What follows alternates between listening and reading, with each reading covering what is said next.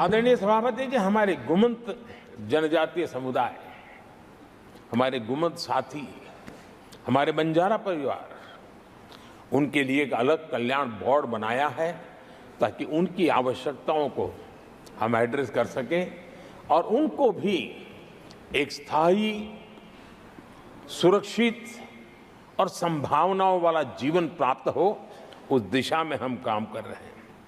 आदरणीय सभापति जी, हम एक शब्द लगातार सुनते आए हैं, पीबीटीजी, पीबीटीजी, पीबीटीजी।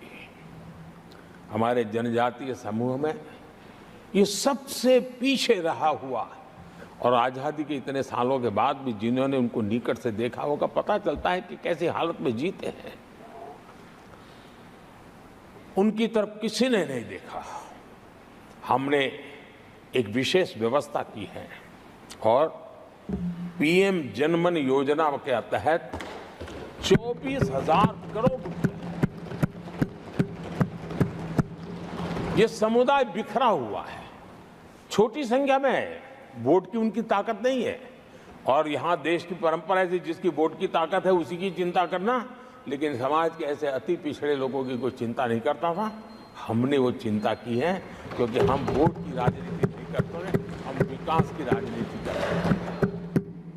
आदरणीय सभापति जी, हमारे देश में पारंपरिक पारिवारिक कौशल्य भारत की विकास यात्रा का और व्यवस्था का एक अंग रहा है।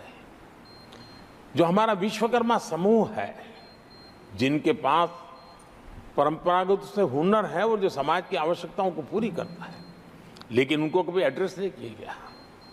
हमने करीब 13,000 करोड़ रुपए की योजना से विश्वकर्मा समुदाय को आधुनिकता की तरफ ले जाना, उनके अंदर प्रोफेशनलिज्म आई।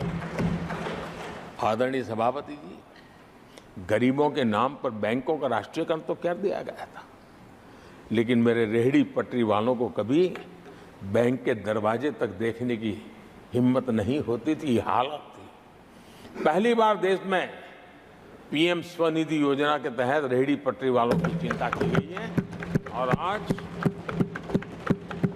वो ब्याज के कुचक्र से बाहर आकर के अपने परिश्रम से और ईमानदारी से जो रेहड़ी पटरी वालों को बैंकों से लोन मिले हैं, वे लगातार, बैंक वाले भी खुश हैं, लेने वाले भी खुश हैं।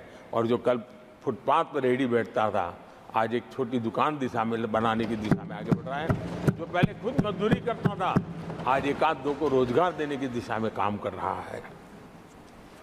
और यही कारण है कि गरीब हो, दलित हो, पिछड़े हो, आदिवासी हो, महिला हो, उन्होंने हमारा भारी समर्थन किया है।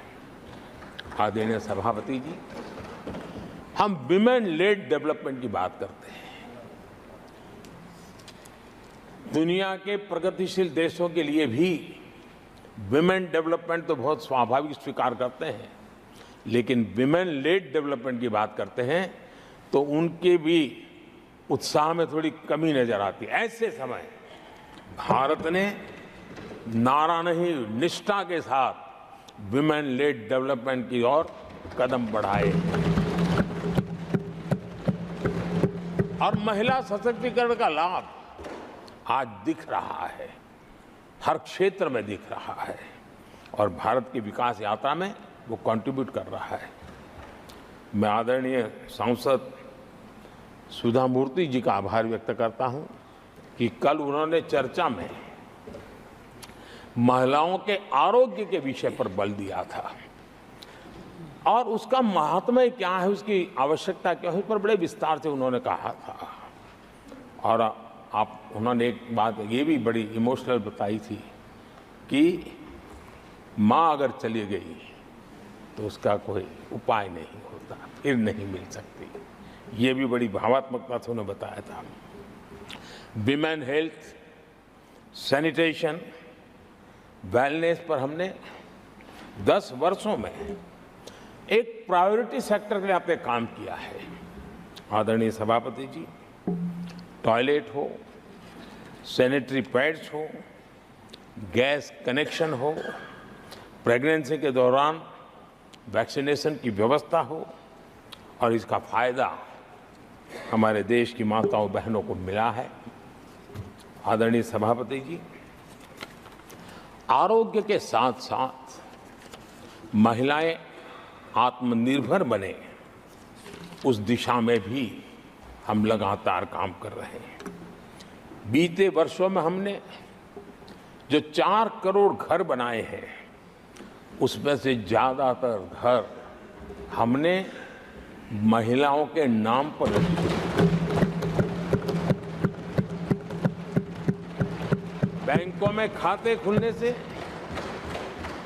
मुद्रा और सुकन्या समृद्धि जैसी योजना से आर्थिक फैसलों में महिलाओं की भूमिका भी बढ़ी है, भागीदारी भी बढ़ी है और एक प्रकार से वो परिवार में भी अब निर्णय प्रक्रिया का हिस्सा बनने लगी है।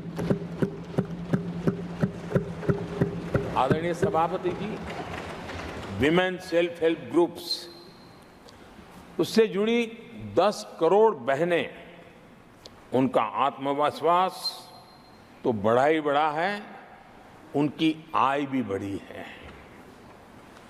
अभी तक 1 करोड़ बहनें जो ये सेल्फ हेल्प ग्रुप में काम करती हैं, छोटा छोटा गांव में कारोबार करती है, मिल करके करती है, किसी गांव वालों की भी नजर नहीं जाती इनकी तरफ। आज मैं बड़े गर्व से कह सकता हूं कि उन्हीं में से 1 करोड़ बहनें लखपति दीदी बनी।